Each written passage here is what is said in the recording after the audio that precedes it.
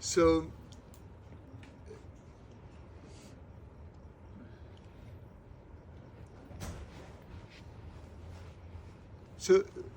let's start with this thing that someone told me. I don't even know who told me, but I loved it about Noah's Ark, and I'll just say that I remember asking Reb Shlomo a question about it, which was, I don't even remember what the question was. It was some logical question, and he said his answer was that it's all miracles.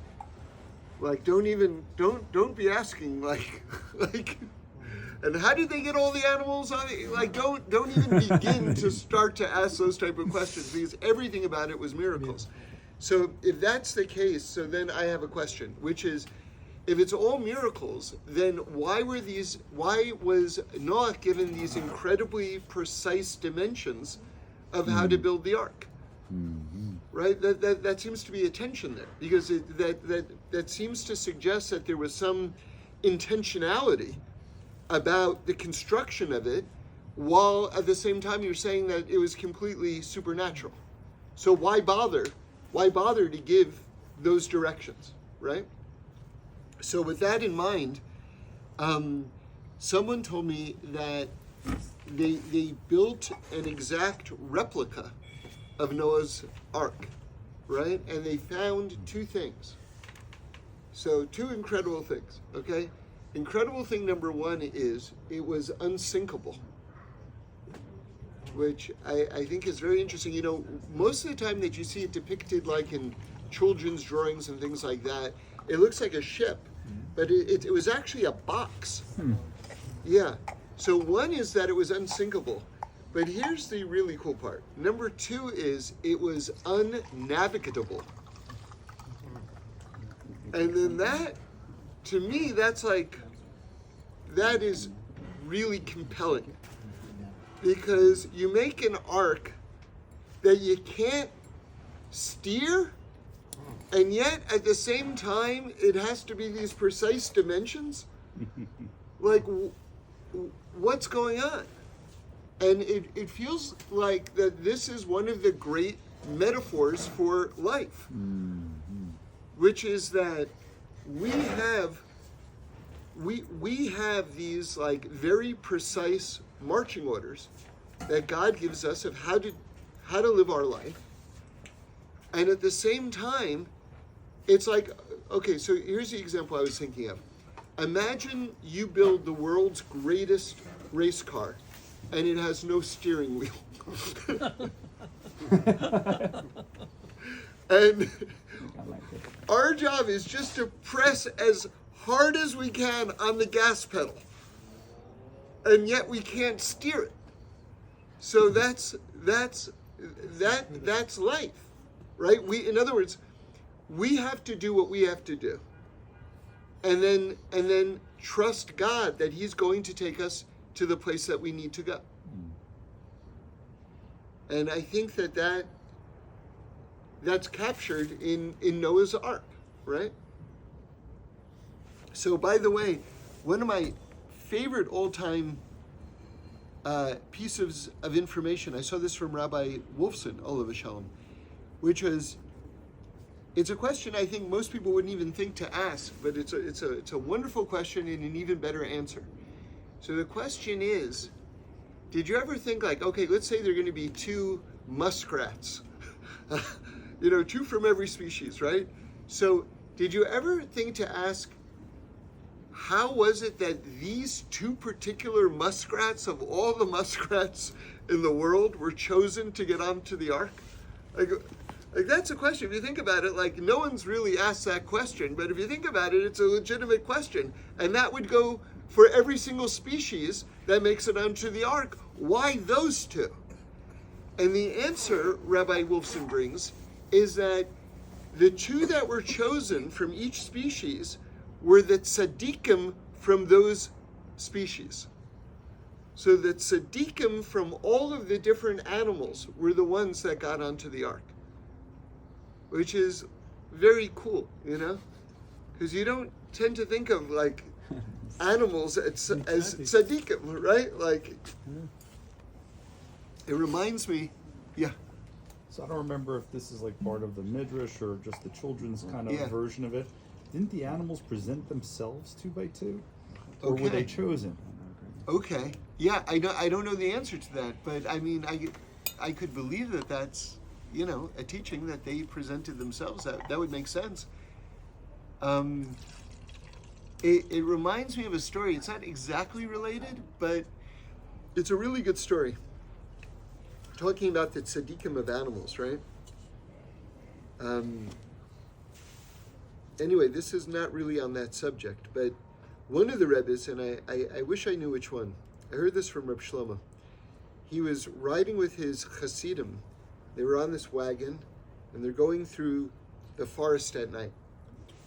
And which was, always a dicey proposition, because at night all the wild animals come out in the forest, and also all the murderers who camp out in the forest come out. So it could be life and death going into the forest at night. And the horse sees a wolf, and the horse gets spooked, and it just won't move.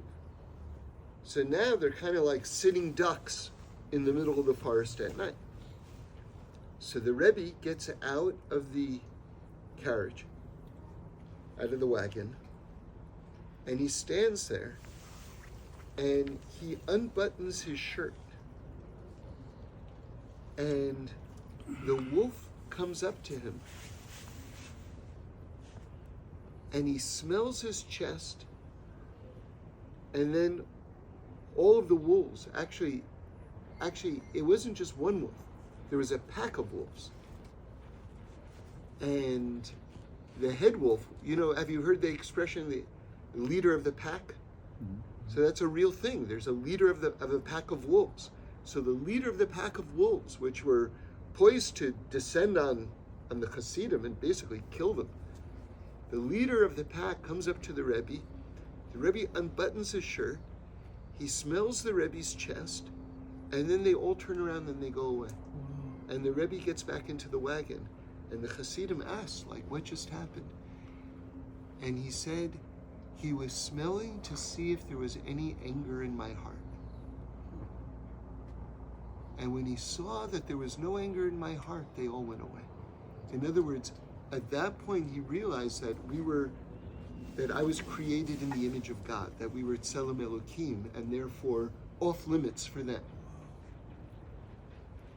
And I've never forgotten that. It's such a strong visual, right? Can you see him? Maybe the Rebbe even got down on one knee or something like this, just so the wolf could smell his chest better.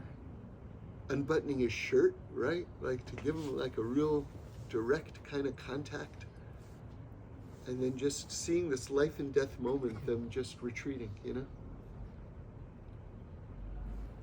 I can tell you that there were so many things I learned from Reb Shlomo over the years, but I remember him clearly saying that the primary avoda is for a person to cleanse their heart of anger. And you see from that story that can really be the mark of embodying what it means to be created in the image of God, So I want to share with you a teacher from the Ropshitzer Rebbe, and he answered a question that I've wondered about for so many years, and I really like the answer that he gave. I mean, I thought really good. So one of the questions that I've been sort of preoccupied with for a long time already is if everybody knows the holiest name of God is the Yud Kei Vav Kei. So if you were to go up to someone and you were to ask them, where is the first mention of the Yud Kei Vav Kei in the Torah? I think most people would say, well, wherever the first time God's name is mentioned, that's probably going to be the Yud Kei Vav Kei. And the answer is, not only is that not the case, but you go through all 7 days of creation without the Yud Kei Vav Kei being mentioned, and then the very, very first pasuk, after the 7th day of creation is finished, you see the Yud Kei Vav Kei. What divine name is mentioned? This name Elohim. And let me just give you an explanation of why that's the case. But really, here's the question that I want to answer, and it's the Ropshitzer's answer. The very first time you see Yud Kei Vav Kei, it doesn't just say Yud Kei Vav Kei, it says Hashem Elohim. In other words, the name that you see the first 7 days of creation is Elohim, Elohim, Elohim, Elohim, Elohim, Elohim, Elohim. And then, the first time you see Yud Kei Vav Kei, you would think it should be a standalone. Okay, finally we got it. But it's not.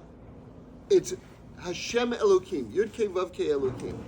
So, what is the idea of Yud Kei Vav Kei and Elohim coming together? And I've never seen like an answer that really explained that well to me. I saw an answer why Yud Kei Vav Kei doesn't appear in the first 7 days of creation, why it's only Elohim. And since we're on that subject, let me just give you the answer, and then we'll get to really the topic of why it says Hashem Elohim right afterwards. So the answer I saw from the Chernobyl Rebbe, and basically it goes like this. Why, when, if you've seen an electrical power plant, they're like a city block, they're like a square city block. They're huge, they're absolutely giant electrical power plants. So here's the question. Why, when you turn your light on in the kitchen, does your entire house not blow up? Resistors. Right. It should blow up because there's like an incredible amount of power there. You're channeling it into your house. Your entire apartment building should explode. And the answer is that there are these breakers between the power plant and between your house, which reduce the amount of electricity coming in. So I'll give you the same question, but a different visual. Imagine you're standing in front of the gates of Hoover Dam, and you want a drink of water, and they open up Hoover Dam. You are crushed by the water. But now imagine you're in your kitchen and you just turn on the faucet and it pours so nicely in your cup. Because Hoover Dam goes through this series of systems where it gets broken down and broken down and broken down and limited. Okay, so this name Elohim is how God manifested himself within the natural order, within nature. And the idea is before there was a world, all there was like Yud Kei Vav Kei. All there was like just unimaginably infinite energy. And so what God wanted to do was make a breaker system so that we could receive Yud Kei Vav Kei, so that we could receive godliness in this world without the entire world exploding and vaporizing. So what does he do? He creates the laws of nature. That's why it's Elohim, Elohim, Elohim, Elohim. Nature, nature, nature, nature. Breaker system, breaker system, breaker system, breaker system. Right? Until we're finally able to receive God's light in this world.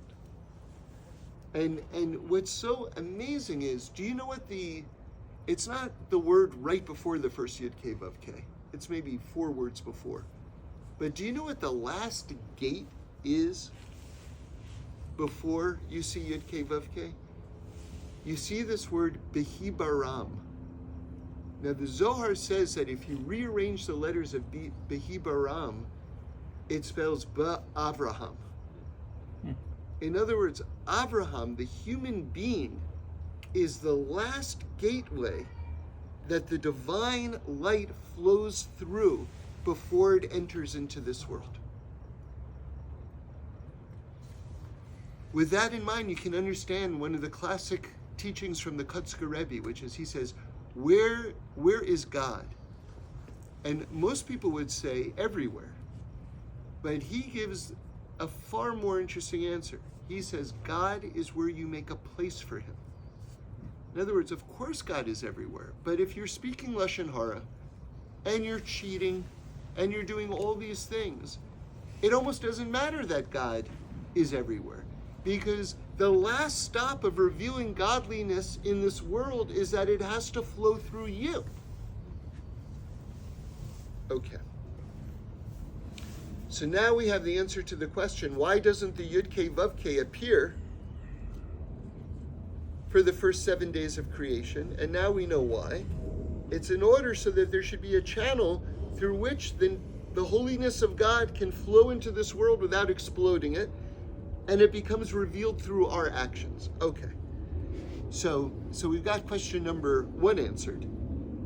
But now, once Yud Kei Vav Kei shows up, like once the water comes out of the faucet in the kitchen, that sounds great. What do you need the Elohim again for? Why, once it shows up, do you need Hashem Elohim? Okay. Now listen to this. The Medrash Rabbah, and it's in chapter 13, section 3, if you want to look it up, says that Yud Kei Vav Kei Elohim is the full name of God. Interesting. In other words, God beyond borders, God revealed within borders. That's the fullness of God. And where do you see it manifest? In the pasuk right afterwards, where it says, and God brought rain into this world.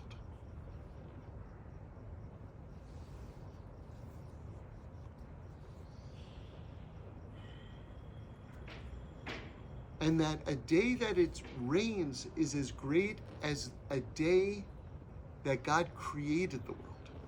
That's what the Medrash says. I thought that was especially interesting, given the fact that we're in PARSHAS NOACH, and the rain wipes out the world, isn't it? But that aside, let me get to what the Ropshitzer says. The Ropshitzer is like really intrigued by the last words of the Torah, okay? And the Ropshitzer is like super into Roshei Tevos and Sofei Tevos, okay? So he's going to do something with the Roshei Tevos here. Le'enei kol Yisrael. Okay, those are the last 3 words of the Torah. And he says that if you rearrange the first letters of Le'enei kol Yisrael, it spells the word Yelech. Yelech means to go.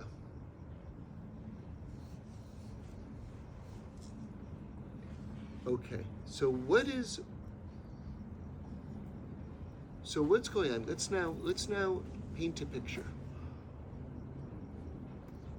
Yud Kei Vav Kei is being connected to Elohim, and we want to know why.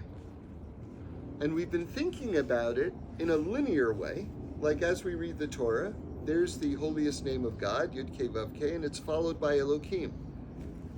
But now to sort of like appreciate what the Ropshitzer is doing, let's just kind of like get a different imagery. Let's put Yud Kei Vav Kei on top here, and Elohim on the bottom here. And the idea is like this, that we're talking about the infinity of God, the utmost holiness of God, the utmost beyondness of God, and we're getting down here Elohim, which is this world and the laws of nature in this world. Now, and then we have this question of V'yelech. How does that fit in? Which means to walk, walking, going.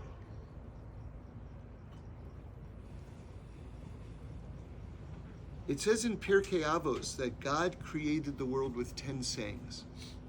Now, if God is absolutely infinite, everyone's question is the following: why couldn't God do it in one saying? And the answer is God could do it in one saying, but if God did it in one saying, you would not be able to follow God's logic, because it would all be knotted up in one impenetrable utterance. By putting it in 10 steps, God allows you to unpack the sequence of how he created the world. But the Ropshitzer says even something more. Not only does God allow you to sort of like unpack all the steps in which the way God created the world, but God gives you a ladder to climb up the steps and the holiness of creation. To go from Elohim, which is this world, all the way up to the highest, holiest places, which is the next world, or beyond this world, the highest places in heaven. And that's why it says, that's why the Torah ends with Vayelech, why Vayelech goes right into this word Breshis, meaning to say that God is telling you that God created the world, Breshis, in a way that you will be able to Yelech, ascend the orders of creation from this world, which is finite, to the infinite levels of holiness which God has invested in this world. And how do you do it exactly? So Hashem Elohim, when you see God in nature, and you say, you're not fooling me, God, that's you doing all of this, then you are seeing the Yud-Kei Vav-Kei in the laws of nature. And that allows you to ascend nature to reach to these higher, holier levels of the revelation of godliness. Now, I wanted to know, because the Ropshitzer didn't bring this, like, where do you see this word Yelech in the Torah, that it's so important that this is sort of the operative word that we're going to be climbing the rungs of creation from the laws of nature to beyond nature? So, in Shmos, when Moshe Rabbeinu and Paro are going back and forth over leaving Egypt, there's one sticking point that Paro like really holds on to, and it becomes actually his last demand. And it's going to sound surprising unless you like know the story like backwards and forward. His last demand, like he's already broken down, he's already basically given up, but he's holding on to one condition, which is, okay, Jewish people, you want to leave, you want to go to Mount Sinai, you can do it, but leave your cattle behind. Like you would think that's his last condition. And on a logical level, it's not so surprising, because the idea is if we're leaving with quote unquote our wealth, then we're not coming back. Right? So there is a here and now logic to what Paro is saying. And Moshe Rabbeinu goes, we're going to leave, we're going to take our children, and we're going to take our cattle. And then Paro finally goes, okay, take your cattle. So I want to offer an interpretation of what's going on there. Why was the cattle the sticking point? And I think on a deeper level, this is what the discussion between Paro was and Moshe. I think that cattle represent our nefesh behema, our animalistic side, or if you will, our Yetzer Hara. And Paro is saying, you want to worship God? You want to be holy? Okay. But just be holy with your good side. You're not going to bring your entire self to God. You're not going to try to uplift even your animalistic side, are you? And Moshe Rabbeinu says we're going to bring our entire selves, the entirety of our souls. And we're not leaving unless you understand that we are all in para. We're all in. And you know what word is used by Moshe Rabbeinu when he says we're going with our cattle? Yelech.